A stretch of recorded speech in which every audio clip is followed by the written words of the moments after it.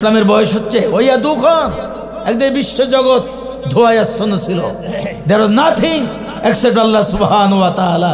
আল্লাহ ছাড়া বিশ্ব জগতে কিছুই ছিল না। এই বিশ্ব জগৎটা কিতে ভরা ছিল? ধোঁয়ায় আচ্ছন্ন ছিল।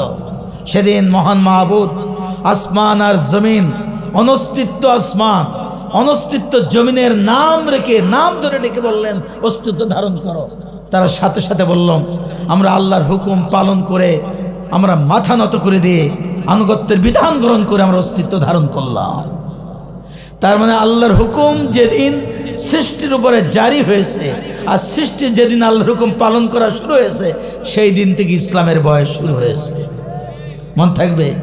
তাহলে পৃথিবীর সব থেকে প্রাচীন ধর্মের নাম কি এবার বলেন? অথচ আমাদের কি পড়াইছে?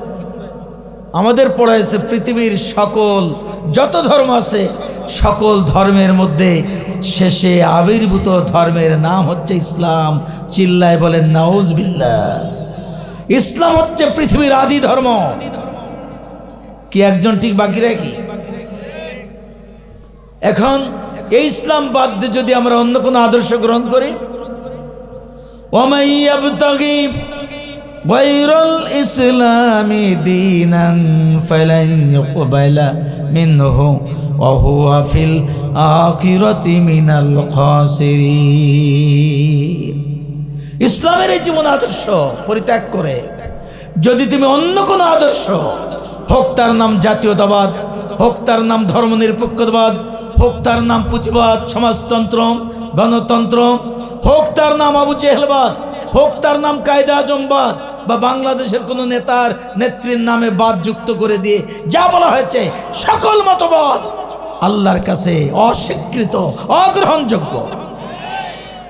একমাত্র আল্লাহর কাছে গ্রহণযোগ্য আদর্শের নাম কি? চিল্লায় বলেন। এই আদর্শ আদম আলাইহিস সালাম থেকে শুরু করে আস্তে আস্তে a last codification, last and final and complete for eternal reveal book from Allah সুবহানাহু ওয়া তাআলা, হোলি কোরআন। কোরআন হচ্ছে আল্লাহর পক্ষ থেকে নাজিল করা সর্বশেষ, মানে ফাইনাল, চূড়ান্ত, পরিপূর্ণ কিতাব, যার কোনো সংস্কারের কিয়ামত পর্যন্ত আর কোনো সংস্কার সংশোধন লাগবে না, এর কোনো অ্যামেন্ডমেন্ট করা লাগবে? আল্লাহ কি বললেন? ওয়া তাম্মাত কালিমাতু রাব্বিকা সিদকাও ওয়া আদলা। তোমার রবের এই কোরআনের এই কালেমা, এই বাণী, তাম্মাত মানে কি?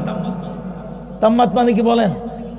আপনাদের দিক জিজ্ঞেস না করে আমি আমার সভাপতির সহযোগিতা নেই, যথেষ্ট পরিপূর্ণ। তোমার রবের এই কালেমা, এই আয়াত সমূহ, এই বাণী, এই কিতাবের সমস্ত কথা যথেষ্ট পরিপূর্ণ, সত্যের জন্য, ইনসাফ প্রতিষ্ঠার জন্য, সত্য প্রতিষ্ঠার জন্য তোমার রবের এই কালাম যথেষ্ট। হাদা বায়ানুল লিন্নাস, it is the royal statement from Allah সুবহানাহু ওয়া তাআলা। এটা আল্লাহর পক্ষ থেকে একটা বাণীর কিতাব, একটা বিবৃতির, আল্লাহর পক্ষ থেকে একটা বিবৃতির কিতাব। কিতাবুন আনজালনাহু ইলাইক লিতুখরিজান নাসা মিনাজ যুলুমাতি ইলান নূর। আল্লাহু আকবার। দেখেন এই কোরআন শরীফ কাদের ধর্মগ্রন্থ? চিল্লায় বলেন। মুসলমানদের পক্ষে কারা কারা যে এটা শুধু মুসলমানদের ধর্মগ্রন্থ? এই কিতাব যদি মুসলমানদের ধর্মগ্রন্থ হতো কেবলমাত্র, তাহলে আল্লাহ কি বলছেন শোনেন। কিতাবুন আনজালনাহু ইলাইক লিতুখরিজান নাসা মিনাজ যুলুমাতি ইলান নূর। ও নবী, এই কিতাব আপনার পরে নাজিল করা হয়েছে কেন? মানব জাতির জন্য। কাদের জন্য? কাদের জন্য? মুসলমানদের জন্য? বাংলাদেশিদের জন্য না, তাম পৃথিবীর, either be Muslims or non Muslims, সমস্ত হোল ম্যানকাইন্ড, সমস্ত মানবতার জন্য শেষ গ্রন্থ হিসাবে আল্লাহর পক্ষ থেকে নাজিল হয়েছে কোরআন। আল্লাহ বলছেন মানব জাতির জন্য কি? লিতুখরিজান নাস মিনাজ জুলমাতি ইলান নূর, মানব জাতিকে অন্ধকার থেকে আলোর পথ দেখাবার জন্য, আলোর পথে বের করে আনার জন্য এই কিতাব নাজিল করা হয়েছে। আমি কি কোরআনের দলিল দিয়ে বক্তৃতা বন্ধ করতে কি গরম বক্তৃতা করব? হ্যাঁ বলেন কি? এটাই করি আমি, এটা নিয়ে যাতে বাড়ি যাওয়া যায়। আমার আল্লাহ বলছেন قد جاءكم من الله نور وكتاب مبين। আল্লাহ স্মরণিকা নাজিল করেছে, গাইড বুক নাজিল করেছে, প্রসপেক্টাস নাজিল করেছে। দেখেন না, মোবাইল যেই দোকান থেকে কেনেন, শুধু মোবাইল বিক্রি করেন, একটা কাগজের প্যাকেট দেয় না? প্যাকেটের মধ্যে কি দেয়? এটা চার্জার দেয়, তারপরে একটা ফোল্ডার করা কি দেয়, কিভাবে মোবাইলটা চালাতে হবে সে নিয়ম কানুন লিখে দেয়, যে সেন্ড বাটন, ক্যান্সেল বাটন কোথায় আছে, সিলেক্ট বাটন কোথায়, এই সবগুলো লেখা থাকে। এক কোম্পানির মোবাইল আর এক কোম্পানির বই দিয়ে চালানো যায়? কথা বলেন যায়? এজন্য আল্লাহ রাব্বুল আলামিন বললেন মানব জাতির জন্য স্মরণিকা দিয়েছি। আর কি দিয়েছি? ও কিতাব মুবিন, এটি এমন একটা কিতাব, it is open to all. এই যে বলে নাপাক অবস্থায় পড়া যাবে না, এইসব মশলা যার ইমানদার মুসলমান তাদের জন্য, যে এটা ছোঁয়া যাবে না নাপাক অবস্থায় উজু ছড়া, এই সমস্ত কথা বলে মুসলমানদেরকে বা আমার মতোই সাধারণ লেখাপড়া শেখা লোকদের কোরআন থেকে দূরে সরা রেখেছে। এটা ছোঁয়া যাবে না এই কথা বলে। একদম মুসলিম যদি কোরআন শরীফ পড়তে চায়, তাকে আপনি বলবেন যে উজু করে এসে কোরআন শরীফ পড়েন? কথা বলেন না কেন? অতএব কোরআন শরীফ পাক পবিত্র অবস্থায় ওযু করে পড়তে হবে। এটা হচ্ছে কেবল মুসলমানদের জন্য, কোনো মুসলিমের জন্য নয়। এটা বেদ গ্রন্থ নয় যে হিন্দুদের উচ্চ বংশের যারা তারাই কেবল পড়তে পারবে। এটা বাইবেল, ত্রিপিটক, জেন্দাবেস্তা কিংবা তৌরাত নয় যে শুধু রাব্বিরা রাহেবরা পড়বে, সাধারণ খ্রিস্টান সাধারণ ইহুদিরা পড়তে পারবে না। এটা সেই ধরনের কোনো গ্রন্থ নাই। It is open to all. এটা ঋষিও পড়তে পারবে, এটা নিম্নবর্ণের হিন্দু পড়তে পারবে, এটা পৃথিবীর মুসলিম অমুসলিম সমস্ত মানুষ, আস্তিক নাস্তিক সবাই পড়তে পারবে। চিল্লায় বলেন সুবহানাল্লাহ। কেননা এই কিতাব কাদের জন্য নাজিল হয়েছে?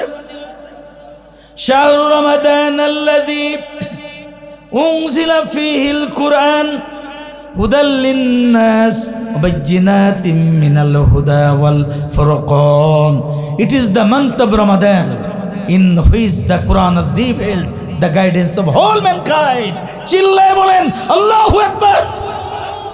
এটা রমজান মাসে নাজিল হয়েছে। এটা স্পষ্ট দলিল কোনটা সুন্দর কোনটা অসুন্দর, কোনটা সত্য কোনটা মিথ্যা, কোনটা বর্জনীয় কোনটা গ্রহণীয়, এটা বুঝার জন্য পার্থক্যকারী এক কিতাবের নাম হচ্ছে আল কোরআন, আল ফুরকান। এটা হুদাল লিন-নাস বায়্যিনাতিম মিনাল হুদা ওয়াল ফুরকান। It is the guidance of whole mankind. এটা সমগ্র মানবতার জন্য আল্লাহর পক্ষ থেকে নির্দেশনার কিতাব, এটা হেদায়েতের কিতাব। জোরে বলি সুবহানাল্লাহ। তানজিলুম মির রাব্বিল আলামিন। এটা এসেছে কার কাছ থেকে? কার কাছ থেকে? যেই নবীর কাছে আল্লাহ পাঠিয়েছে। সেই নবী কাদের নবী?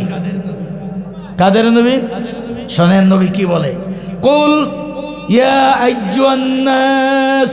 আমি একটা একটা করে, ইসলাম সার্বজনীন, আল্লাহ সার্বজনীন, তারপরে কোরআন সার্বজনীন, রাসূল করিম সাল্লাল্লাহু আলাইহি ওয়াসাল্লাম যে সার্বজনীন, সেই আলোচনায় যে আমাদের করণীয় কি এটা বলেই শেষ করতে চাই। আল্লাহ বলছেন হে নবী আপনি বলে দেন, কোরআনের আয়াত দিয়ে বলে দেন কুল। যত জায়গায় কুল শব্দ দিয়ে আল্লাহ বলেছেন তার মানে হচ্ছে নবী আপনি বলেন। এই আয়াতটা খাসসাতান ইলা রাসূল, এটা খাস করে আল্লাহ রাসূলের জন্য। হে রাসূল আপনি দুনিয়াবাসীকে ডেকে বলে দেন ইয়া আইয়ুহান নাস, হে মানব জাতি। তবে বাংলাদেশের হিন্দুরা বাদে, চিল্লায় বলেন, খ্রিস্টানেরা বাদে, বৌদ্ধরা বাদে। মাশাআল্লাহ। আল্লাহ বলছে ইয়া আইয়ুহান নাস, হে মানব জাতি, ইন্নী রাসূলুল্লাহি ইলাইকুম জামিয়া। আমি তামাম পৃথিবীর সকল মানুষের জন্য আল্লাহর পক্ষ থেকে প্রেরিত রাসূল। চিৎকার দিয়ে বলেন সুবহানাল্লাহ। এখন একটা কথা মনে পড়তে পারে যে আপন ঘোল নিজের ঘোল তো কেউ টক বলবে না, নিজের ঘোল তো সবাই ভালো বলবে। অতএব নবীকে জোর করে অমুসলিম দিকে ঠেলে দিলেন, আমি জোর করে ঠেলে দেয়নি। আল্লাহর কোরআন বলতেছে আমাদের কাছে ১,৫০০ বছর আগে, তাই তো? অথচ এই কোরআন নাজিলের আগে, এই কোরআন যে নবীর পরে এসেছেন সেই নবীর থেকে ৫৭০ বছরের কিছু কম বেশি আগে পৃথিবীতে এসেছিলেন আজকের খ্রিস্টানরা যাকে প্রভু বানিয়ে নিয়েছে, খোদা বানিয়ে নিয়েছে, হযরত ঈসা আলাইহিস সালাম। তার ধর্মের নাম কি ছিল বলেন? এই যে ভুলে গেছে, ভুলে গেছে। কে বলেছে খ্রিস্টান ধর্ম? সমস্ত নবীদের ধর্মের নাম ছিল ইসলাম। ইব্রাহিম আলাইহিস সালামকে আল্লাহ বললেন ইয ক্বালা লাহু রাব্বুহু আসলিম।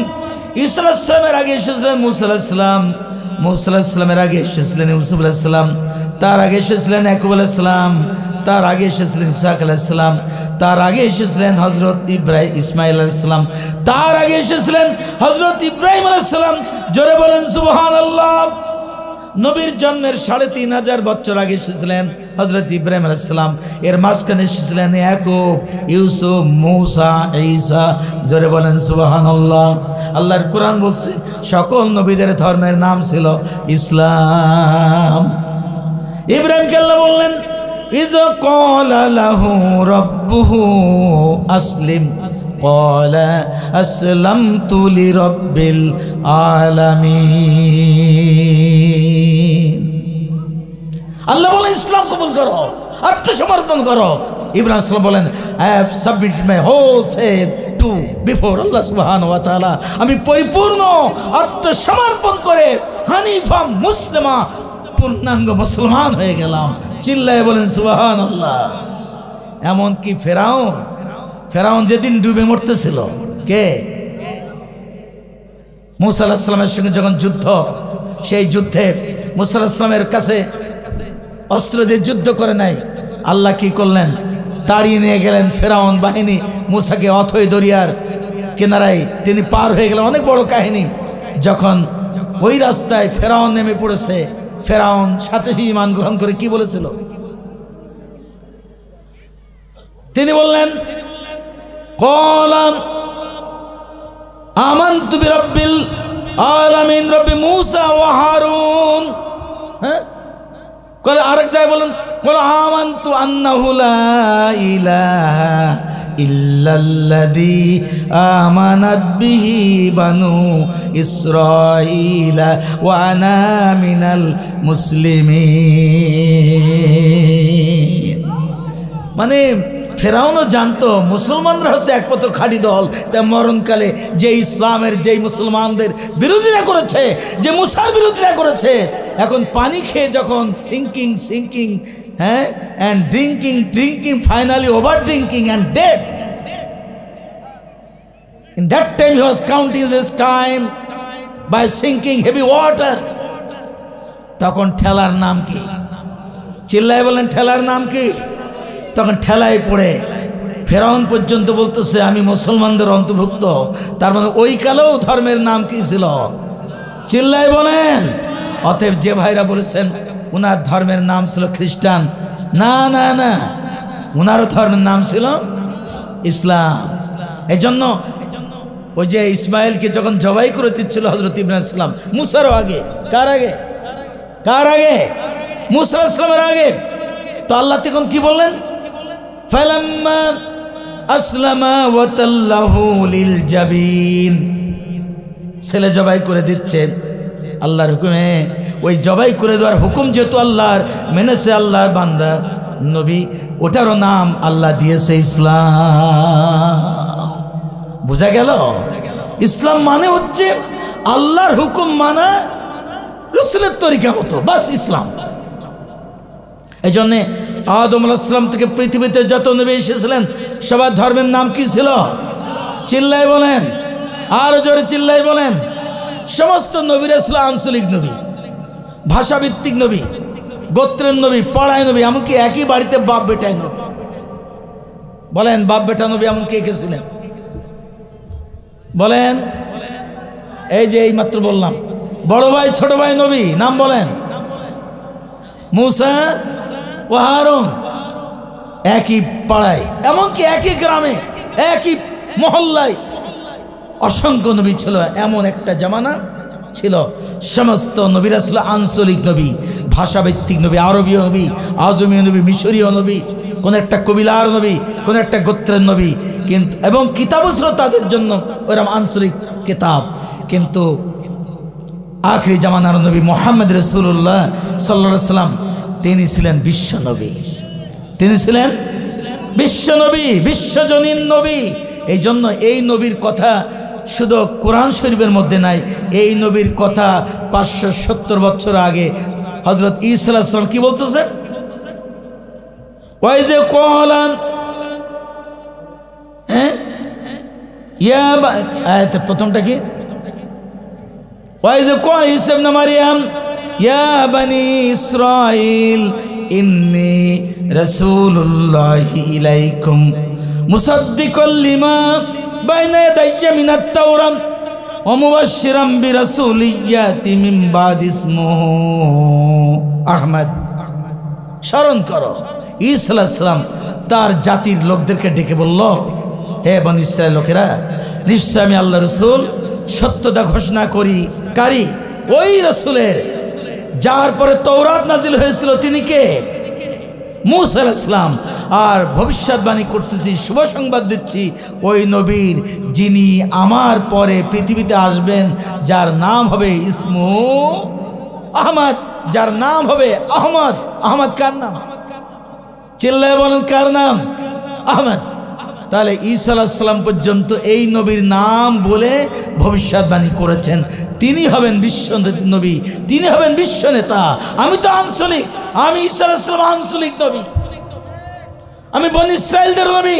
আর তিনি হবেন তাম পৃথিবীর হিন্দু, মুসলিম, বৌদ্ধ, খ্রিস্টান, জৈন, পারসিক, জরথুস্ট সমস্ত মানুষের বিশ্ব নেতা, বিশ্ব নবী। কি সুবহানাল্লাহ বলতে মন চায় না? কয়টা বাজে? 10টা, 10:30টায় শেষ করতে চাইছিলাম, 7 মিনিট আগে গেছে।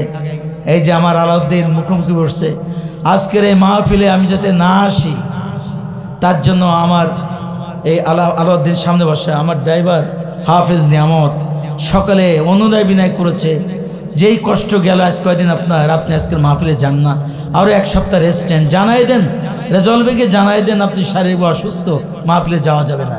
আমি বললাম খুব কষ্ট পাবে, এটা আমি কিভাবে বলবো? তো আপনি যাবেন এই মাহফিলে কষ্ট করে। ডাক্তার কালকে রাত্রে আমাকে বলেছে বিশ্রাম নেন, রাত জাগবেন না। তো কালকে বলেছে আজকেই কি, আজকেই কি ডাক্তারের কথা অমান্য। এখন যে নবী কেন এই নবীকে মানব জাতির জন্য রহমতের আধার বলেছে? আল্লাহর নবী সাহাবীদের বসে আছেন, এর মধ্যে একজন ইহুদির লাশ আছে। কার লাশ? ইহুদির লাশ সৎকারের জন্য আল্লাহ নবী দাঁড়িয়ে গেলেন। দাঁড়িয়ে যাওয়ার পর রাসূলের সাহাবীরা বলছেন, ইয়া রাসূলুল্লাহ, ওই একটা মুসলমান, ওই একটা মুসলমান, আপনি দাঁড়ালেন কেন? আল্লাহ রাসূল বললেন, মানুষ না। থেমে গেলেন কোন? সুবহানাল্লাহ পড়তে মন চায় না? আল্লাহর নবী বললেন মানুষ না। তিনি কার জন্য দাঁড়িয়েছিলেন? মানুষের জন্য দাঁড়িয়েছিলেন। কার জন্য? এজন্য আল্লাহ বলছেন, ইন্না আরসালনাকা কাফাতাল লিন্নাস, নিশ্চয় আমি আল্লাহ আপনাকে পাঠিয়েছি মানব জাতির জন্য পূর্ণাঙ্গ, পরিপূর্ণ, অনুসরণীয় আদর্শ করে পাঠিয়েছি। লাকাদ কানা লাকুম ফি রাসূলিল্লাহি উসওয়াতুন হাসানাহ।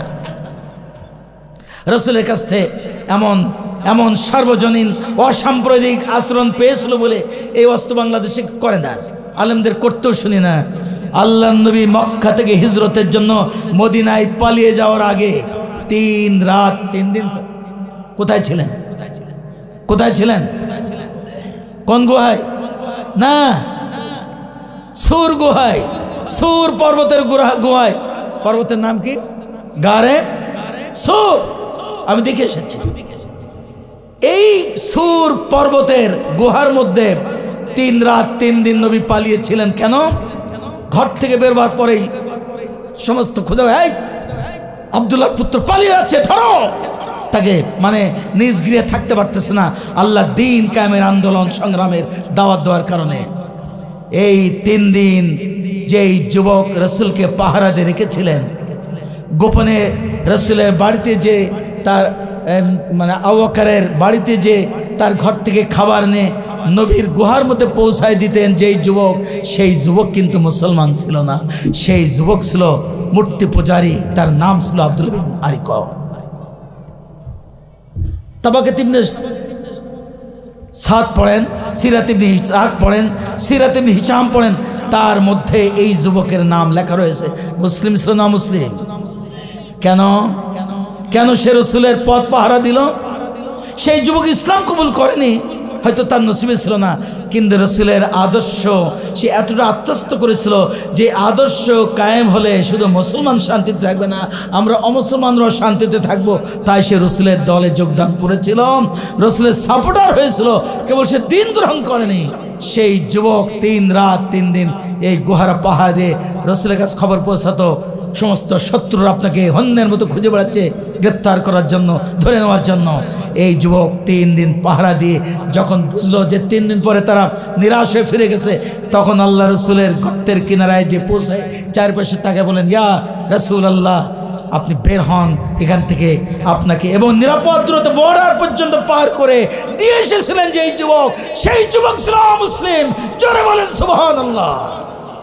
তার মানে রসুল যদি সাম্প্রদায়িক হতেন, রসুল যদি অমুসলিমদের ঘৃণা করতেন, রসুল যদি অমুসলিমদের জন্য বৈষম্যহীন সাম্যের শাসন না কায়েম করতেন, তাহলে এই লোকেরা কি রসুলের মহব্বত করত? এমন সোনার মানুষ তৈরি করেছিলেন ওমর ইবনুল খাত্তাব। তিনি তো জানেন যে রাস্তায় ঘুরে ঘুরে লোকদের খবর নিতেন। তিনি একদিন দেখলেন an old age Jews was begging in the street, on the street. তিনি দেখলেন যে একজন বৃদ্ধ, অতিশয় বৃদ্ধ একজন ইহুদি ভিক্ষা করতেছে। তখন ওমর ইবনুল খাত্তাব হতভম্ব হয়ে গেলেন যে আমার রাষ্ট্রের মধ্যে একজন ভিক্ষা করবে। Why did you beg on the street? কেন তুমি ভিক্ষা করতেছ? আমি ওমর ইবনুল খাত্তাব এই রাষ্ট্রের খাদেম, আমার রাষ্ট্রের মধ্যে কোনো মুসলিম অমুসলিম কেউ ভিক্ষাও করতে পারবে না। তখন তিনি বললেন, I am old age, I have no capacity, I have to earn my food, I have no capacity to hard work due to my old age. যে আমার এই অসুস্থতার কারণে, বার্ধক্যজনিত কারণে আমার যোগ্যতা নাই, ক্ষমতা নাই যে আমি কাজ করব, কাজ করে আমার খাদ্য উপার্জন করব, এই ক্ষমতা আমার। I am no child, no male child, আমার পুরুষ ছেলে নাই। সাথে সাথে তিনি বাইতুল মালের খাজানাকে ডাকলেন, not able to fix up the monthly salary for him. সাথে সাথে তিনি তার জন্য মাসিক বৃত্তির ব্যবস্থা করলেন এবং তার জিজিয়া মাফ করে দিলেন। আরো আসছে সুবহানাল্লাহ পড়েন। আয-যানিয়াতু ওয়াজ-যানি কুল্লু ওয়াহিদ মিনহুমা মিয়াতা জালদাম। জেনাকার, জেনাকারিনী যেই হোক তারে মারো, কারাইন, কারাইন। তো অমুসলিম যুবতী মেয়েকেও ফাঁকে মুসলমান নরধম নামধারী মুসলমান ইজ্জত মারে না? অমুসলমানের মেয়ের বোধহয় ইজ্জত মারলে বোধহয় তার শাস্তি হবে না। কথা বলেন না কেন? একজন অমুসলিম, অসহায়, দরিদ্র, অবলা সরলা একটা অমুসলিমের মেয়ের যদি ইজ্জতহানি করে কোনো নরধম মুসলমানের সন্তান, তারও যে শাস্তি, অমুসলিম ওই অপরাধ করলে একই শাস্তি। কোমর পর্যন্ত পুঁতে মারতে মারতে যতক্ষণ না মারা যায় মেরে শেষ করে দাও, কারেন। এরম যদি মেরে দেওয়া যায় তাহলে বাংলাদেশের সকল হিন্দু মুসলিম যুবতী, সকল মেয়েদের ইজ্জত নিরাপদ হয়ে যাবে। সুদ হারাম, ঘুষ হারাম। সুদ যদি আল্লাহর কোরআনের আইন, রাসূলের তরিকা মতো একটি রাষ্ট্র চলে, সুদ যদি হারাম হয় তাহলে মুসলমানও যেমন সুদ থেকে বেঁচে যাবে। হ্যাঁ, গ্রামীণ ব্যাংকের সুদ থেকে গ্রামে গঞ্জে যে সুদি কারবার চলে তা থেকে বেঁচে যাবে, একজন অমুসলিম পরিবারও সুদ থেকে বেঁচে যাবে। ওয়াসারিকু ওয়াসারিকাতু ফাকতাউ আইদিয়াহুমা, চোর নারী হোক আর পুরুষ হোক হাত কেটে দাও। কার আইন? কার আইন? কলা চোর, কুসু চোর আর গোপনে জাল ফেলে আপনার পুকুর থেকে মাছ মেরেছে সেই চোর না, আগে বড় চোর, তার হাত কাটো। কে বড় চোর? কে? বাংলাদেশে যদি রাষ্ট্রপ্রধান চুরি করে, যদি প্রাইম মিনিস্টার চুরি করে, যদি মন্ত্রী পরিষদের সদস্যরা চুরি করে, এসপি করে, ওসি করে, ডিসি করে, তাদের হাত কেটে দাও। কার আইন? এইভাবে যদি চোরের হাত কাটা আইন চালু করে দেওয়া হয়, তাহলে বিধবার ওই যে মাসে মাসে কিছু গম দেয়, বয়স্ক ভাতা দেয়, এগুলো যারা চুরি করে খায়, এই চুরি আর খাবে? চুরি করে বন্ধ হয়ে যাবে কিনা? বন্ধ হয়ে যাবে কিনা? কথা বলেন, কথা বলেন। চুরি, গম চুরি করলে, ব্রিজের টাকা চুরি করলে, রাস্তার টাকা চুরি করলে, সে মুসলিম হোক অমুসলিম হোক হাত কেটে দেওয়া হবে। অসুবিধা কার? কার? কথা বলেন না কেন? যার অসুবিধা, যে আইনের বিরুদ্ধে বলে বুঝতে পেরেছে অবশ্যই সে চোর। যে বলে এটা বর্বর আইন, এই আইন চলতে পারে না আধুনিক দুনিয়ায়, সে চোর। কেন চোর নলের গায়ে লাগে কেন? আজকে বাংলাদেশে, এটা সোনার বাংলাদেশ, এখানে অভাব, অভাব, কোনো কিছুর অভাব নেই।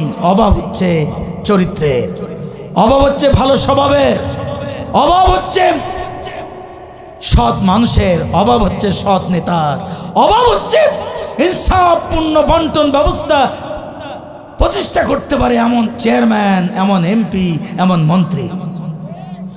এই জন্য আল্লাহর কোরআন কি বলতেছে, এটা আমি শেষ করি এই কথা বলে, কি লাকাদ আরসালনা রুসুলানা বিল বায়্যিনাত ওয়ানজালনা মাআহুমুল কিতাব ওয়াল মিজান লিয়াকুমান নাসু বিল কিসত ওয়ানজালনাল হাদীদ ফীহি বাসুন শাদীদুন ওয়া মানাফিউ লিন্নাস। আমি শেষের 10 মিনিট মা বোনদের জন্য কথা বলবো। আগে বলেছিল একটু মা বোনদের কথা বলতে। আল্লাহর কোরআন সূরা হাদীদ 25 নম্বর আয়াত। কোন সূরা? হাদীদ মানে কি? হাদীদ মানে কি? কোরআনের একটা সূরার নাম কি? লোহা। সূরার নাম কি? লোহা। এবার কি বলতে শুনেন আল্লাহ, এই পৃথিবীতে যত নবী রাসূল পাঠিয়েছি তাদের সঙ্গে আমি দলিল দিয়েছি। কি দিয়েছি? আর দিয়েছি মাহুমুল কিতাব, তারা নিয়ে এসেছে, তাদের সাথে ছিল আল্লাহর কিতাব। আল মিজান, আর কি ছিল? মিজান মানে কি? আরে না, মিজান মানে দাড়ি পাল্লা বললে বা জামাত ইসলাম গন্ধ বেরোয়। আমি যদি মিজানের অর্থ দাড়ি পাল্লা বলি, তাহলে লোকেরা বলবে শয়তান ওয়াসওয়াসা দেবে, দেখো অ্যাডভোকেট সাহেব চালাক মানুষ তো, ঘুরে ফিরে দাড়ি পাল্লা ছিল। হ্যাঁ, মিজানের অর্থ অতদিন দাড়ি পাল্লা ছিল যতদিন মানুষ দাড়ি পাল্লা ব্যবহার করত। এখন কি মাপে কিসে? হ্যাঁ না, এখন মিটার। তাহলে মিজানের অর্থ 100 ছিল দাড়ি পাল্লা, এখন কি? এখন মিজান মানে কি? মিটার। বুঝা গেছে? তার আরো সুন্দর বাংলা হচ্ছে ন্যায়দণ্ড, ন্যায়ের শাসন, সৎ লোকের শাসন, ভালো মানুষের শাসন। তাহলে মাহুমুল কিতাব আল্লাহর কিতাব আর মিজান সৎ লোকের শাসন, এই দুটা নিয়েই পৃথিবীতে নবী রাসূল এসেছিল। কেন? দেখেন আবার কি বলতেছে, লিয়াকুমান নাসু বিল কিসত, মানব জাতির উপরে, বাংলাদেশের 18 কোটি মুসলিম অমুসলিম মানুষের উপরে যাতে ন্যায় বিচার প্রতিষ্ঠা করে দিতে পারে, ইনসাফ কায়েম করে দিতে পারে। ওয়ানজালনাল হাদীদ, এই ইনসাফ এমন একটা ইনসাফ, চুরি করলে হাত কাটা। আচ্ছা, এই দেশের চোর যদি 20 বছর চুরি করেছে, পর যদি পীরের মুরিদ হয়ে বাড়ি এসে যদি পাগড়ি পরে, তারপরে দাড়ি রাখে, তারপরে কি তার চোর নাম ঘষবে? যত বড় বুজুর্গ হোক, এখনো তার হাতে চুরির দাগ রয়েছে, বলবে না? এখন এই চোর যদি কক্সবাজার যেয়ে পালায়, তাহলে ও কিন্তু দরবেশ হয়ে যাবে। কিন্তু এই খলিশ খালি যদি কোনো চোরের হাত কেটে দেওয়া যায়, চেয়ারম্যানের, এ যদি কক্সবাজারে যায়, কিংবা ওই খাগড়াছড়ি যদি যায়, বান্দরবনে যায়, রুমাতে যদি যায়, ওখানে গেলেও লোকের আগে হাত কাটে দেখি কি মনে করবে? এই শালাবাদায় চোর ছিল যে হাত কাটা। যদি সালামের সিংহের হুইলের মধ্যে ঘুরেও যদি হাত কাটে, তাহলে সার্টিফিকেট দেওয়া লাগবে, ভাই আমার বাড়ি হচ্ছে সাতক্ষীরার তালা থানার খলিশকাই দলুয়া বাজারে।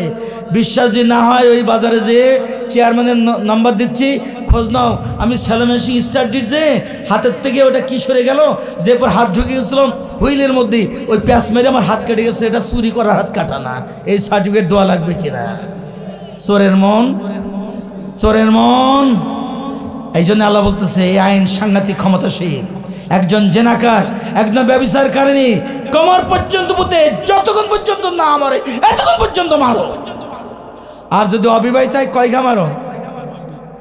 80 না, ওয়াইদ মিনিমাম ইয়াদ। আল্লাহ বলতেছে 100, আপনি 80 বানালেন কেন? মিয়াদ 100। আচ্ছা 10 বাড়ি মারার পর মরে গেছে, তারপর 90 বাড়ি কোনে? কবরের পক্ষে কারা কারা হাত তোলেন? কবরের পক্ষে কারা কারা হাত তোলেন? কে up your hand fully, not push up যাবি না ভাই না জালিকা, এদিকে না ওদিকে না করা যাবে না। হাত পরিপূর্ণ তোলেন। 90 ঘা কবরে মারার পক্ষে কারা কারা? হাত নামা। ওয়াজ তো শুনি, পিঠে খাই, পিঠের ফল গুনি নে। কোরআন কি বলতেছে আর আমরা কি বিশ্বাস করি? বলতেছে জেনাকার জেনাকারী যেই হোক ফাজলিদু হুম। কারে মারতে বলেছে? কারে? ভাইজান কারে মারতে বলেছে আল্লাহ? যে জিনা করেছে কবরের মাটিতে মারার যে ফতোয়া দেন, কবর কি জিনা করেছে? কথা বলেন না কেন? কবর কি জিনা করেছে? তা আপনি বাকি 90 বাড়ি কবর মারার কথা বললেন কেন? আমার আল্লাহ জানতেন না যে 8টা 10টা বাড়ি খাওয়ার পরে চিকন কাজি নাও তো পড়ি 10 বাড়িতে শোধ হয়ে গেছে। বাকি 90টা কোথায় মারতে হবে আমার আল্লাহ জানতেন না? আল্লাহ কি ব্র্যাকেটে বলে দিয়েছে তবে কিছু বাড়ি খাওয়ার পরে যদি মরে যায় বাকি বাড়িগুলো কবর বানবে না? তা আপনার কবর বার বললেন কেন? মরে গেছে বাকি বাড়িগুলো মৃত দেহের পরে মেরে পিটে সমস্ত শরীরটা ছাতু ছাতু বানায় দাও, বানায় বুকসা বেঁধে ফেলে দাও কবরের মধ্যে। কারণ ওয়ানজালনাল হাদিদ, এইটা লোহার মতো শক্তিশালী, এটা সাংঘাতিক ক্ষমতা। একজন জেনাকারকে যদি মেরে সেই ছবি ভিডিও করে যদি দেখে ছেড়ে দেওয়া যায় ফেসবুকে, কিসে, ইউটিউবে,